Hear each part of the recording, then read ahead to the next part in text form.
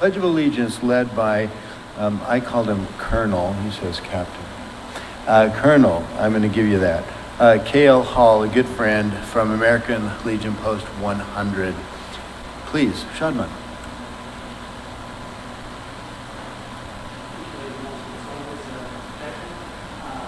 Here, coming in from Pakistan and then in St. George, praying for everyone representing the Interfaith Council.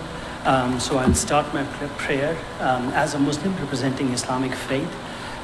We call God Allah, that means the God, and in our belief that's the God of Prophet Abraham, that's the God of Prophet Moses, and that's the God of Prophet Jesus, peace be upon him. In the name of Allah, we pray that this county, the people of this county experience happiness, health, wealth, success, comfort, peace, and may all the happiness that God has destined for us increase for us, and people would have as less sorrow as possible. So we are all in our prayers, and we pray for everyone, and thank you for making this our home. Thank you. Amen. Thank you. Thank you, Shadman.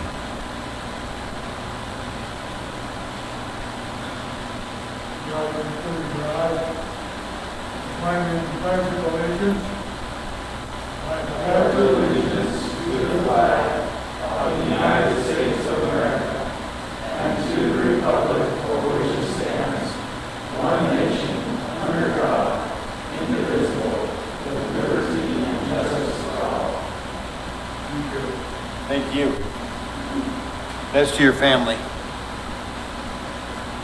All righty. Well, with that, the first item on our agenda is our consent agenda. The consent agenda is a means of expediting the consideration of routine matters. If a commissioner requests any items to be removed from the consent agenda, those items are placed at the beginning of the regular agenda. Other than requests to remove items, a motion to approve the items on the consent agenda is not debatable. Mr. Chairman, I move that we approve the consent agenda as follows.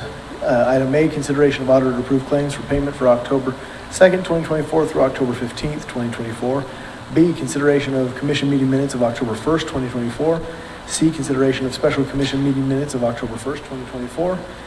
D, consideration of administrative adjustments for personal property. E, consideration of administrative adjustments for real property. F, consideration of applications for property tax abatement, of which there are 4.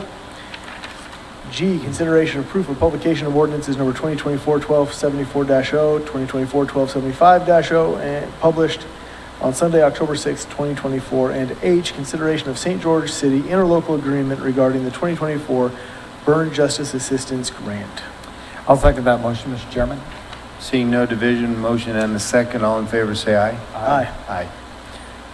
Great. Our regular agenda items are as follows. We have a presentation of the 2023 year in review. Number 12, our conclusion. Commissioner Snow, you want to add something to that? Yeah, we've been, this is, for anybody who hasn't had the pleasure of watching the other 11, this was an attempt by us to return and report to the citizens of Washington County, and rather than doing it in a boring speech, we thought we'd do it in a really cool Oscar-nominated series of videos. We talk about different things going on in the county and return and report what we're working on and what we plan to work on in the future. This is number 12 and the concluding video, which we are all seeing for the first time here. I've not seen it either, so we'll all get to be entertained. Popcorn's in the back.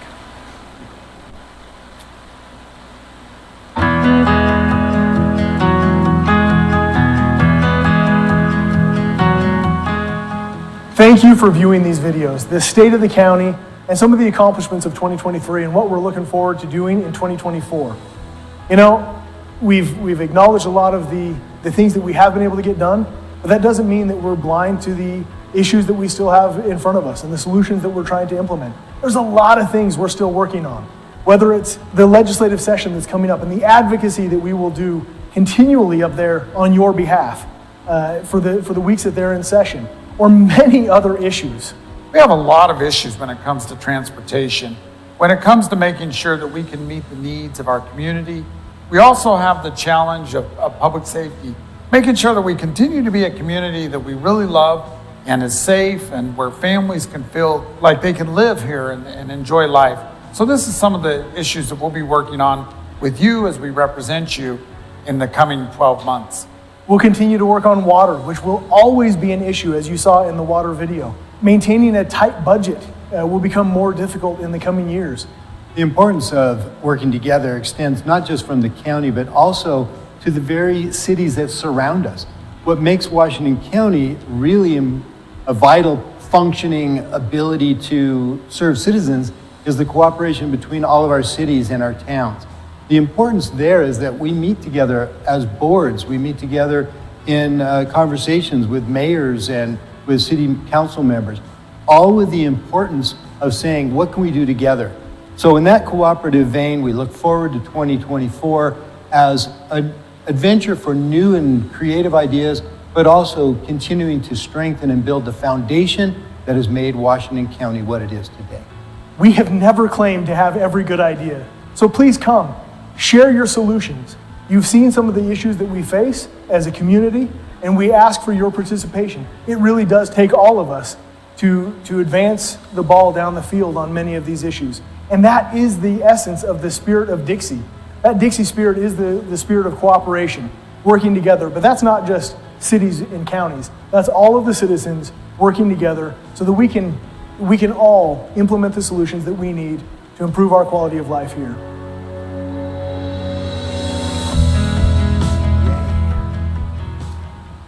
Well, hopefully those who, Watch it again. yeah, those who have seen all 12, yeah, somebody wasn't paying attention. We're gonna do it again. No, we've appreciated putting those together, and it seems like it's kind of weird. Near the end of 24, we're talking about what we want to accomplish in 24. And without patting ourselves on the back too much, we still fulfilled the obligations that we felt in those videos this year. I don't know, I've just found it very awkward watching myself. Hey, me included, yes. Anyway, No Academy Awards this go around. Okay, we have a special time in our meetings to show our appreciation to employees that have stuck with us and who've dedicated their lives to this service and appreciate their longevity. So having said that, the following have reached these levels of longevity. Cameron Rognan, who has been 15 years with us in our HCP, and I see him sitting there, wonderful. We'd like to honor him, and Cameron, why don't you come up? Now, who's representing with you? I think Cameron's representing Cameron's himself. gonna come speak about himself, If Cameron which is his could come up favorite here and thing. tell us how great he is, that'd be good, so. I will speak while Cameron walks up. I will speak. I don't think most people know who Cameron is. Cameron probably likes it that way, not being one to love the spotlight. Everybody in Washington County owes a lot to Cameron as an unsung hero behind the scenes. The only reason anybody who's moved here in the last couple of decades that they're able to move here, live here, and have the businesses that serve them is because of the Habitat Conservation Plan that Cameron administers. And that trade-off between the county and the federal government on the land that to the north of us for the habitat for the desert tortoise that we love so much is all run by Cameron and his team. And so for as you all know this, obviously, I'm speaking more to the public, but everybody owes a tremendous debt of gratitude to Cameron and his team because without the work that they do in trying to maintain that habitat and all the many things they do, recreation and habitat protection and conservation of the species and everything else that allows them to live, has allowed them to move here and live here, so. Yeah, Cameron, I like to say things about biologists that they always kind of screw up our lives. But Cameron does a really good job at just kind of finding that common sense and balance. A couple things, for example, we heard for a long time from what I would call office biologists that, for example, the desert tortoise would never ever go into a man-made structure like a culvert or something. And Cameron's like, well, why don't we go out and put a camera and test that theory? Because I think they will. And sure enough, it was like a little highway out there with the tortoises going back and forth and in these culverts and things like, for example, instead of, you have to go out and do these surveys, these tortoise surveys, and everybody would always, they walk in these grids back and forth, trying to count the tortoises, and he came up with this brilliant idea of, well, you know, there's this company out there that will do this with drones for, you know, a much smaller price, and we can get a more accurate count. You know, things like the ravens, for example, and setting up those cameras to kind of test, you know, the ravens coming down in on little baby tortoises and threatening them. So other than all of those great ideas, Cameron, and just how delightful you are to work with, and I could say some other great things. But Yeah, on top of all that, he's just a really good guy. he is a really good guy. A genuine, delightful person to work with. Would you like That to was a tell lot. us? Just thank you for those kind words, and I just can't give credit for all those great ideas. I supported those ideas, but I didn't come up with a lot of those ideas on my own. But we were grateful to be able to implement a lot of those. Well, let's things just for the say there were county. some other biologists that didn't even want to try those ideas. So, and you said, look, no, True. we It was a absolutely challenge have to to fight try. through some of that. You and- fought through the bureaucracy and made it happen. So, Yeah, and I appreciate on that. you. And it feels a little bit awkward though to get an award for getting older. I definitely feel a lot older after 15 years, but thank you. Well, Very good. hang out with us Commissioners? one more minute. So sorry, I just, Randy, one of his staff members is here. I just didn't know if maybe you would want to have her say a couple words about whether. Randy, he's- come say good things about your boss. Perfect.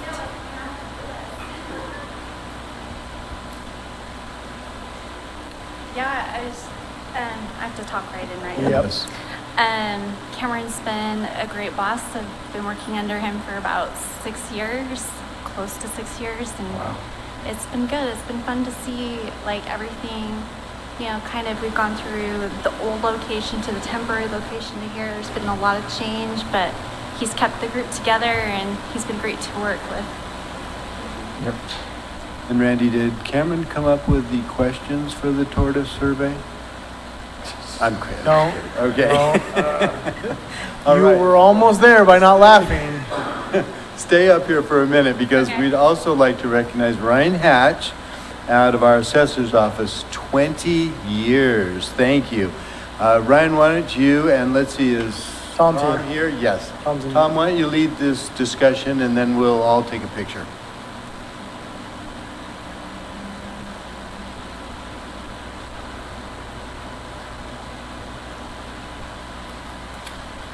Just to say a few words about Ryan. He's getting recognized for 20 years, but I've worked with him for 23, so how does that work, right? Wonderful. So he was here for a while, and we lost him for a minute, and after a year or so, we got him back. So since he's been back, he's been here 20 years. So we kind of reset the clock. We kind of reset the clock. So it's been a privilege to work with Ryan. He's great. He's been very involved in everything we do in the office. He's a certified residential appraiser. He's one of our division managers. He and his team are responsible for valuing all of our residential real estate in the county. I think it's around 77,000 parcels. Picking up all the new construction every year, reviewing 20% of the county every year, and making sure our values are annually renewed or annually updated and ready to go out every fall. So I trust him and his team to get that done, and I appreciate him and everything he's done for the office. He's been involved in real estate in the real estate appraisal industry in a local level with the International Association of Assessing Officers in our Utah chapter. He's been the most valuable member a few times. I think he's been the property tax administrator of the year once. And he's also served, a lot of people don't know, on the on the board of directors of the International Association of Assessing Officers for several years, and received some awards on that level as an outstanding representative and a presidential citation for his service to the industry. So we're lucky to have Ryan, and it's been a privilege to work with him for these 23 plus years, and I'm glad he can be recognized for his service. We are too. All right. Great.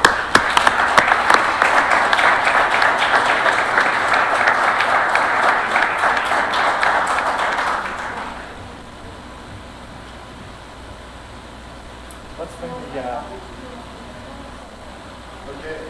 Cameron's first.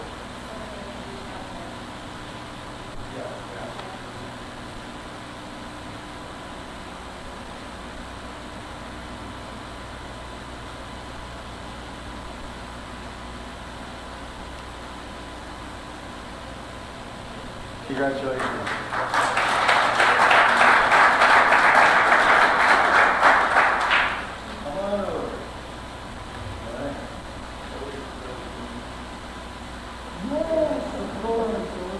Great. All right, well, congratulations. Hi, dear. You want to hold your dad's trophy?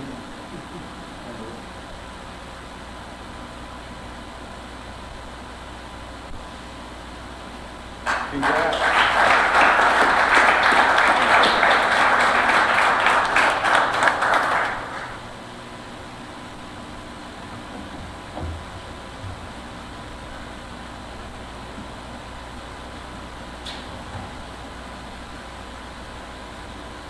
I didn't like that, standing next to Tom, Ryan, and Cameron, I feel short, so. Hey, that's how I feel all the time. We met up for it. Okay, well, thank you. Great honor.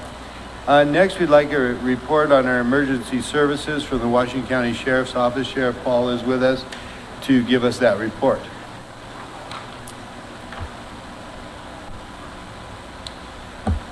Okay, so sorry, Daryl wasn't able to be here today, obviously, so I'm filling in for him. Give them our best. Yeah, give him our best. Hopefully he's doing, Yeah, he's doing a lot better. okay, So, good. Yeah, he's doing good. It's gonna be some recovery, but I think he'll be okay. So Wonderful. we're so like I said, he asked me to cover for him for the SAR incident synopsis for August 20th through October 15th of this year. In that time, we had 15 search and rescue calls. It's been starting to pick up again the last couple of weeks. We're getting back into peak season. And then we had 283 man hours, and we're up to 90 search and rescues for the year. So a little bit lower than the last couple of years, but again, it's starting to pick up towards the end of the year. So we'll be well over 100 before we get done, I'm sure. Out of those, eight of the people we rescued were county residents. 4 were from out of the county but living in Utah. 4 lived out of state, or 6 lived out of state, sorry, and 3 were international. So on the first one of those was a stranded hiker, and that was on August 20th at 10:51. That was on Red Reef Trail in the Red Cliffs Desert Reserve. And for synopsis on that one, we responded to Red Reef on our report of a female who was stuck on a ledge. Initially, incident command was established at Red Cliffs Campground, and we used a drone to locate her. So there were some issues with the GPS coordinates initially on that call. They didn't come in very well, but we were able to get a drone in the area and locate her right as dispatch was getting us good GPS Are coordinates you for her. using drones a lot more now? Yeah, we've been using them quite a bit on lost individuals lately. Yeah. Especially the new ones that we got fairly recently. The cameras on them are incredible, and they've got a laser range finding system that displays the GPS coordinates on it. Oh, that's So they're great. they're a pretty cool tool to be able to use for Yeah. a lot of these. Are they, do you have the thermal yet? Yeah, they've got thermal on them as well. That's great. It doesn't work very well during the summer because there's not enough contrast. Everything's hot. Yeah, not enough contrast between the bodies and Yeah. the temperatures. But yeah, we've Yeah. been using the drones a lot more. Oh, that's great. So they responded to her location. She was ledged up, so they needed to use ropes to remove her from that spot. And then she was escorted back to incident command. She ended up declining medical evaluation, was okay, and her and her husband were able to leave on their way at that point. On August 23rd, we had a drowning at Quail Creek Reservoir. There was a reported drowning. On that one, deputies just responded to it. We assisted with life-saving efforts, and unfortunately, the male was declared deceased. I believe he was paddleboarding at the time, so didn't have a life jacket on when picked up, and he got blown off with his paddleboard and had an issue. So, on August 25th, we had a side-by-side rollover on Sand Mountain. And for that one, search and rescue responded to a report of that rollover. 2 males were injured in the rollover. We established incident command at the water tanks, and search and rescue in conjunction with state parks and hurricane medical units responded to the location of that rollover, which was right by top of the world. One of the males was airlifted via life flight to the hospital with suspected spinal injuries. The other was transported back down the mountain, but elected to self-transport to the hospital. And next one we had was on August 27th, and that was an injured hiker in the Narrows. Zion requested that we assist on that one. They just needed some extra manpower to get them downriver there. So we assisted with transporting them down to the waiting ambulance. I believe that one was the one that we utilized, or a new raft that they have to bring them actually down the Narrows, which was pretty cool to bring them down that to Incident Command. And then next one was August 29th. We had an injured mountain biker on Quail Creek Mountain Bike Trails in Hurricane. So that one initially came out, and deputies were close to that one, so we responded and assisted with locating that male. And then he was evaluated and loaded in a set of Stokes, and then we carried him to the ambulance that was at the roadside there. He was transported to the hospital after that. On September 2nd, we had a pair of lost hikers, or 3 lost hikers on Johnson Canyon Trail in Snow Canyon. Been having a lot of calls on that specific trail recently, and it's not too bad of one, so I don't know why. But we responded to a report of 3 females who were lost with no water. It was well over 100 degrees that day, and they just hadn't brought enough water with them, like a lot of other times. We located them and got them back to Incident Command, got them rehydrated, and all of them refused medical transport as well, so they loaded up in their cars and left. September 22nd, we had on the Canal Trail, we had another heat-related symptoms incident. We responded there to report of a female who was feeling lightheaded and dizzy. She was located, evaluated, and transported back to the trailhead, and declined medical transport again. September 23rd, we had 2 females that were stranded in a side-by-side down by the river off of Navajo Drive. So we responded to that. They located the 2 females that were stuck at the river's edge, and they were able to winch the machine out of the sand with the side-by-side and escorted them back to the road and got them out. September 29th, we had another heat-related symptoms call in Snow Canyon State Park, and we responded to a report of 2 females off of SR-18. The 2 deputies involved hiked in, located the females, and provided them with water. They weren't too far from the road, so search and rescue wasn't paged on that one. And they assisted with hiking them back out to the waiting ambulance, and they both declined medical transport. How do we do that when we decide when and when not to page out? As a search and general rescue? rule, we page out search and rescue on just about everything, but with this one, they were only a couple hundred yards from the road, and we had deputies fairly close to it. I mean, do you try to establish kind of the details of what's going on Yeah, so prior to sending out that page? yeah, for the majority of these search and rescue calls, when they're called in, we have a decent GPS coordinate on the individual, and then we pull up the mapping, figure out exactly how far they are from where we're going to be establishing our Incident Command location, or from where medical is going to be able to get to them, and then evaluate from there whether we respond to a search and rescue or not. So, but the majority of them, if they're more than a couple hundred more yards off the road, we're going to be paging search and rescue to help with that. Another one, we had another heat-related one on Hurricane Rim Trail on October 3rd, and we responded to a report of a female experiencing heat-related symptoms on the Hurricane Rim Trail. She was located and evaluated and then escorted back to the trailhead where she was evaluated in the ambulance, and again declined medical transport. They were able to get some fluids on board and get her rehydrated, so she didn't feel like she needed transport.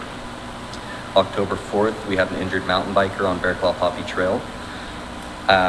Search and rescue responded to that. It was a report of a male who wrecked his bike while mountain biking on Bear Claw Poppy.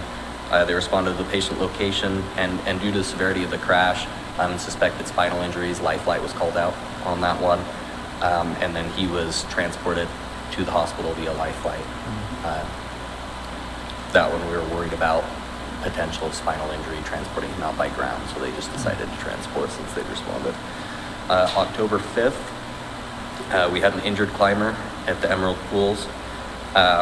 So deputies responded to Zion National Park on a report of a male who had fallen approximately 200 feet while rappelling. Zion and county deputies arrived at the male's location, and he was evaluated. He was then hoisted by UHP helicopter Star 9 from the location to a landing zone where a Life Flight helicopter was waiting. Life-saving measures were attempted on scene, and unfortunately, despite efforts of the responding units, the male was declared deceased. So, did everything we could for him, but he didn't end up making it. Was that dropping off Potato Hollow straight down? Yeah, right down.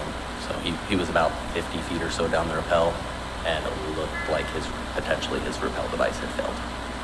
So Yeah, You can't fall 200 feet. yeah, it's not a good circumstance No. for sure. Okay. So, October 9th, had another heat-related symptoms call at the Petrified Dudes in Snow Canyon. So search and rescue responded to that. And then the female was located. She wasn't too far out.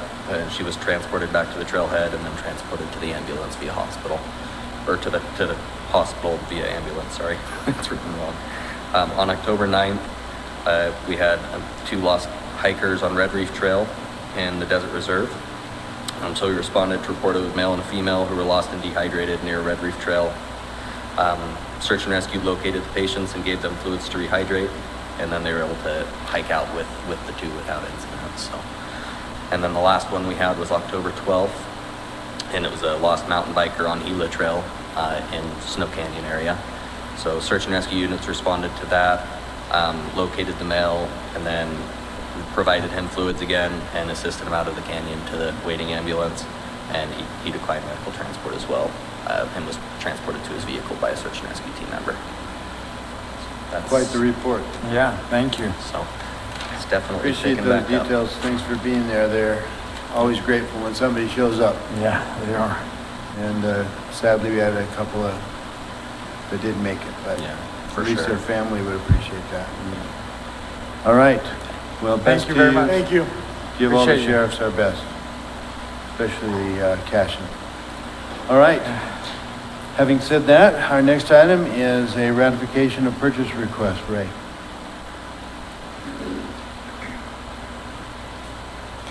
Okay, the first one here is ratification. This was for a snorkel lift that we found for a really good price. It's kind of a funny name, but anyway, we were able to buy this at auction for a really low cost, saving the county about $9,000. And the total cost of this was $22,662.80. Onto the regular purchase requisitions. The first couple are for the roads department. This first one is for the paint and road markings after the chipping projects were done. They also refreshed the traffic markings at the Diamond Valley School. This is for $10,929.50. The next one is for the usual equipment fuel for $28,509.62. The next one is for emergency services. This is a grant-funded travel for a reimbursement for a bomb squad technician for $10,467.17.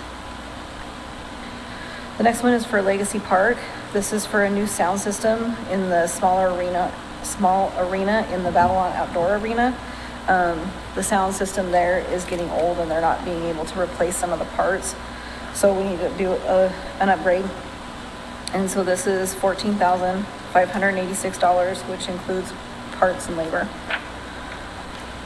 The next one is kind of a combination between emergency services and the sheriff's office. This is for 30 Harris radio encryptions. The new radios we got only have one encryption key, and we need multiple encryption keys to include SWAT, task force, so on.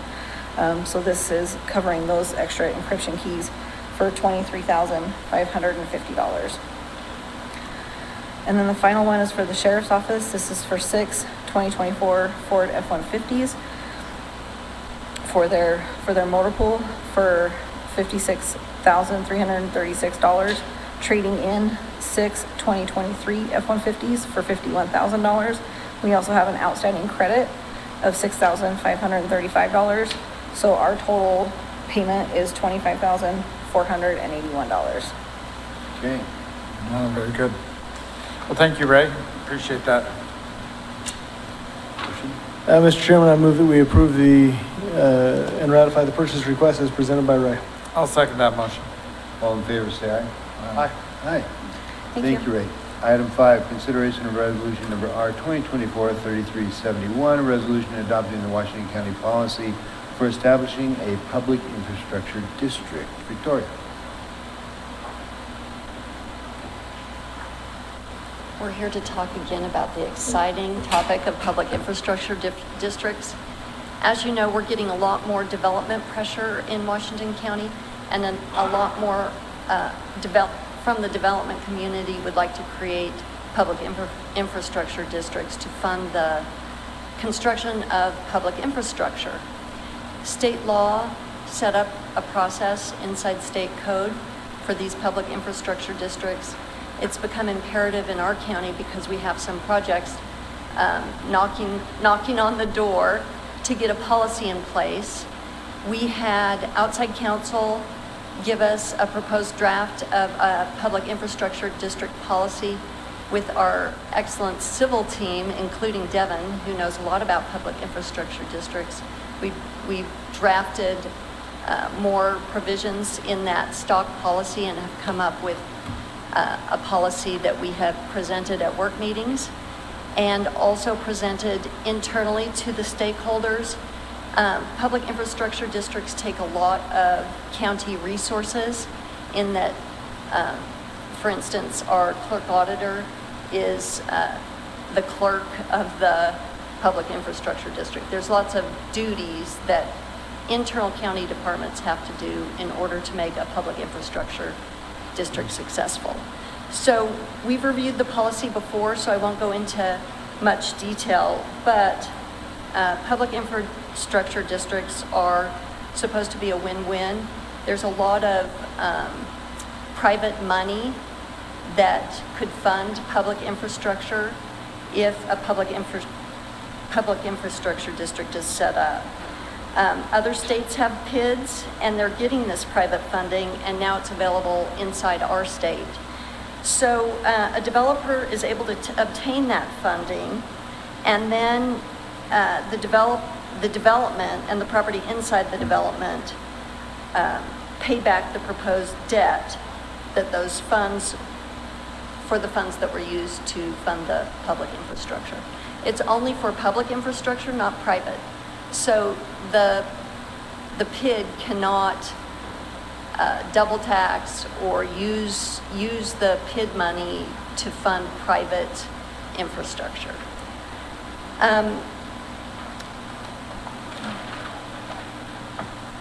This PID policy sets up the process for submitting a PID petition. It sets up a process for an internal review committee to review their petition documents. And then it sets up a process for the county commission to take the recommendations of our review committee and decide whether or not they're going to do an initiating resolution to have them pursue the PID. At the initiating resolution stage, a PID is not formed yet. There will still be hearings to decide if a final resolution to form the PID will be signed by the county commission. And then that would be a public hearing. And then there will also be a subsequent public meeting related to approving the governing documents for the PID and any development agreement. It's a clear process. I'm sure there'll be tweaks over time, but this is our best effort right now. We also have PID fee schedule and disclosures that were in OneNote or the packet, and we'll make sure that if you approve this PID policy, those are also attached. So you've seen it before. It's an exciting development tool. It allows developers to help fund public infrastructure. A lot of times the public infrastructure isn't there yet because it's a remote location, particularly in the unincorporated county. Also, there are fees in the fee policy that allow the clerk auditor's office to charge PIDs that are set up inside our county but not in the unincorporated area of the county, to charge them a yearly fee, a reasonable yearly fee for the administrative costs of doing the paperwork for those PIDs. So it's a win-win for the clerk auditor's office. I know that's been worried about all the extra work that it creates. So Well, I do worry about the clerk auditor's office. I worry about all my clients. Yes. And he's one of them.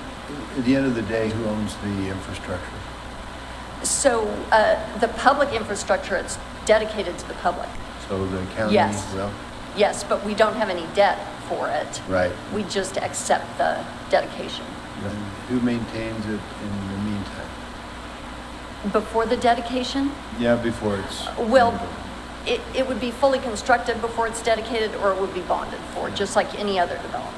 But if it needs to be repaved or something, is that our responsibility? And county's? once it's dedicated, yes. Once it's dedicated? Once it's dedicated, it would be like a road coming to the development. Sure. And if it's a public road, after the dedication, we would own and maintain it.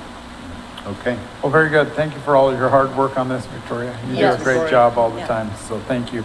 You're welcome. Mr. Chairman, with that, I'd like to make a motion that we pass Resolution R-2024-3371, a resolution adopting the Washington County policy for establishing a public infrastructure district. I'll second the motion. Motion and a second. All in favor, say aye. Aye. Thank you. Thank you. Our next item 6, resolution number R, consideration of the R 2024-3372, resolution approving an interlocal agreement for recovery court law enforcement services with St. George City. Devin. This is a pretty straightforward agreement, Commissioners. This is, has to do with drug court. Our sheriff has oversight over supervised probationers, and the St. George City Police Department is happy and willing to help out with some of that responsibility. And this interlocal agreement kind of sorts out how that will look. So it'll start part-time at first, and hopefully at some point soon move to full-time. And then, of course, I should note too that the resolution makes this approval subject to legal review, just because we're working through some final details with the city's attorneys. So, Very good. I want to thank St. George City and St. George City Police for being willing to help out with this. It's important. So, well, with that, Mr. Chairman, I'd like to make a motion that we adopt Resolution R-2024-3372, a resolution approving an interlocal agreement for recovery court law enforcement services with St. George City. I second that motion. Motion and a second. All in favor, say aye. Aye. Item 7, consideration of resolution number R 2024-3373, a resolution approving the Washington County Fair Director to execute agreements for the fair on behalf of Washington County.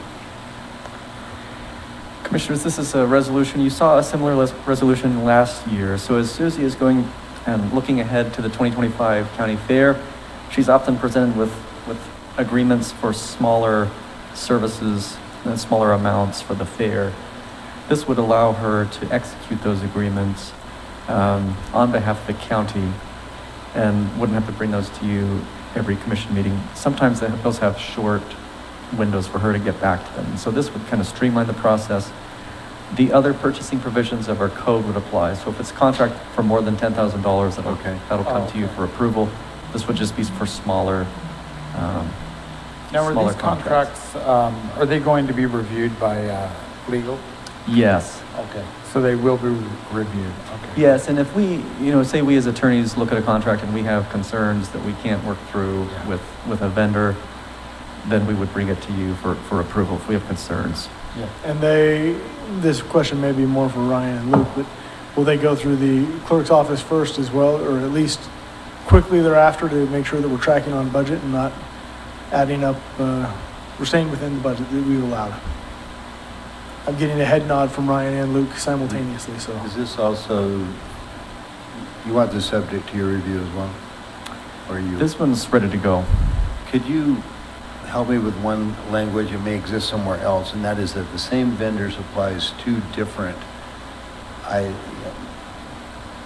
things, for lack of a better word, and they come to a total over 10,000, but it's the same vendor, separate invoices. Would that be caught? You see So what I'm- Same vendor, two Same different vendor, invoices. different- Together they're over 10,000, Right. but separately they're under 10.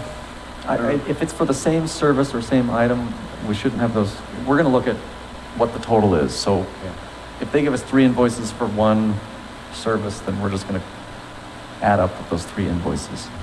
I know that it was attempted at St. George City once that the vendor services actually, it wasn't they were selling a good, but they separated their materials from their labor. Oh, interesting, and yeah. sending 2 invoices so that it would fall under the discretion of the office head, so. Right, anyway, yeah, we would look past that and say, what's the real cost of Okay. this here? Yeah. All right, Mr. Chairman, I move that we approve Resolution R 2024-3373, approving the Washington County Fair Director to execute agreements for the fair on behalf of Washington County. And I'll second that motion, Mr. Chairman. motion and second, all in favor, say aye. Aye. Aye. Passes. Number 8, consideration of resolution number R 2024-3374, resolution approving an agreement with Variety Attractions, Inc. for talent acquisition for the 2025 Washington County Fair. This is another county fair item, Commissioners. This agreement provides for a talent broker who would go out and help find great artists who can perform and provide their services at the fair. It's what you might expect in any kind of a broker Okay. agreement. Basically, they find the amazing artists and charge a percentage. This one is 10% per artist. But they deliver the great artists, and then we would have a separate engagement with the artist. So, But nothing too ludicrous. Inside joke. Move on. Now, the one thing is, from last year, I think that this has proven to be good. Sometimes when you're dealing directly with the artists, some of the demands are quite ludicrous. And you need somebody to kind of negotiate the temperature of their soft drinks and stuff like that. Right. Like demand. So, Two of you made Rayleigh leave. yes. Made Rayleigh leave. Sorry, Rayleigh. All right. Well, with that, Mr. Chairman, I'm going to hurry and make a motion that we adopt Resolution R-2024-3374, a resolution approving an agreement with a Variety Attractions, Inc. for talent acquisition for the 2025 Washington County Fair. I'll second the motion. Motion and a second, all in favor, say aye. Aye. Aye. Item 9, consideration of resolution number R 2024-3375, a resolution appropriating funds collected through unincorporated portion of Washington County's Recreation, Arts, and Park sales tax for a cultural display. Mr. Chairman, I'll speak to this briefly. A little over a year ago, we were asked if we would basically put on display a majestic piece of art until Liberty Village was built and would be able to have that piece of art. That's that George Washington Stand Your Ground sculpture. And it's a one-of-the-kind sculpture. It was commissioned and then donated to Liberty Village. As we have walked past it day in and day out, we've fallen in love with it, and we would like it to become a two-of-a-kind piece of art. And so that's the resolution we have here before us, is to put a down payment towards the purchase, the casting and purchase of that statue. So, and I believe that the amount is the resolution before us is a total of $240,000. $240,000. So with that, Mr. Chairman, unless there's comments from my fellow commissioners. Well, it's fitting, Washington County, Washington. Yes, and we do want to stand our ground. It's a beautiful piece of art. So with that, Mr. Chairman, as our final action today, I'd like to make a motion that we adopt Resolution R-2024, a resolution appropriating funds collected through the unincorporated portion of the Washington County Recreation, Arts, and Parks sales tax for cultural art display. I will second the motion. Okay, motion 2024-3375. All in favor, say aye. Aye. Aye. Okay. These meetings are rebroadcast daily on TDS cable channels 22 and 108 at 10 a.m., 2 p.m., and 5:30 p.m. They're also available on demand at youtube.com/community education channel. That concludes our meeting. Thank you.